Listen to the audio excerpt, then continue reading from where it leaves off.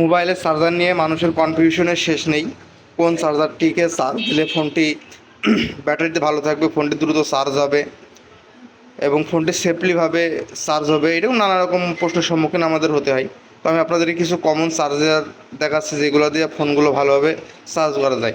তো আমার ভিডিওটি ইউটিউব থেকে দেখে থাকলে অবশ্যই সাবস্ক্রাইব করবেন, ফেসবুক থেকে দেখে থাকলে অবশ্যই ফলো করবেন। এটা হচ্ছে 16 ওয়াটের একটি চার্জার। এটা যদি ফোনে ফাস্ট ওয়াট, যে ফোনগুলোতে 16 ওয়াট সাপোর্ট থাকে সেই ফোনগুলোতে কিন্তু এটা দিয়ে ফাস্ট চার্জিং সাপোর্ট করে চার্জ করানো যায় হয় আর কি, ফাস্ট চার্জিং সাপোর্ট করে 16 ওয়াটের ফোনগুলোতে। এটা হচ্ছে 14 ওয়াটের একটি চার্জার, এটাও ভালো আছে, মোটামুটি ভালো বিক্রি হয়। এটা হচ্ছে স্যামসাংয়ের PD charger, type C to type C, type B to ইউএসবিতেও চার্জ করা যায় এটা। এটা হচ্ছে 12 ওয়াটের একটি চার্জার, এটারও কিন্তু কোয়ালিটি ভালো, আমি এগুলোই ব্যবহার করি। এটা হচ্ছে 1.2 অ্যাম্পিয়ারের। আগের কোর সিম্ফনি ওয়ালটনের যে ফোনগুলো আছে আগের কোর, ওই ফোনগুলোতে এই চার্জার দিয়ে চার্জ করলে ফাস্ট হয়, মোটামুটি সেফভাবে চার্জ হয়। এটা হচ্ছে 33 ওয়াটের কিউসি 3.0, এটা হচ্ছে কিউসি চার্জার, এটা 33 ওয়াটের ফাস্ট চার্জিং।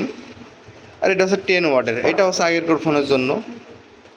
তবে একটা কথা হচ্ছে, যত ভালো কোম্পানির চার্জারই আপনি ব্যবহার করেন না কেন, ওইটা কিন্তু অরিজিনাল চার্জারের মতো হবে না। মানে অরিজিনাল চার্জার তো অরিজিনাল চার্জারই, আপনি আফটার মার্কেট থেকে যে চার্জারই কেনেন না কেন সেটা হয়তো ফাস্ট চার্জিং হবে, কিন্তু ওইটা কিন্তু হচ্ছে মানে অরিজিনাল না। আর এই যে এগুলো হচ্ছে বাটন ফোনের চার্জার, কিপ্যাড ফোনের, যে কোনো কিপ্যাড ফোনে এই চার্জারগুলো ব্যবহার করা যায়। টাইপ বি টাইপ সি দুইটাই পাওয়া যায় কিপ্যাড ফোনের। ব্যাটারির ক্ষেত্রেও এমন, ব্যাটারির অনেকজন কনফিউশন থাকে মোবাইলে ব্যাটারি। তবে মোবাইলে ব্যাটারির ক্ষেত্রে আপনার যদি অ্যান্ড্রয়েড ফোন হয়, স্যামসাংয়ের যে ব্যাটারিগুলো খোলা যায় সে ব্যাটারিগুলো কিন্তু কোনো দিনই 0 to 100% ইউজ করতে পারবেন না আপনি। আপনার 40 থেকে 30% আসলে কিন্তু ফোনগুলো বন্ধ হয়ে যাবে।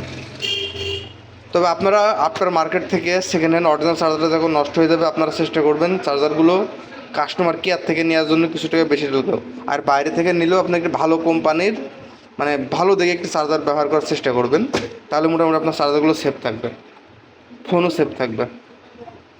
আসসালামু আলাইকুম।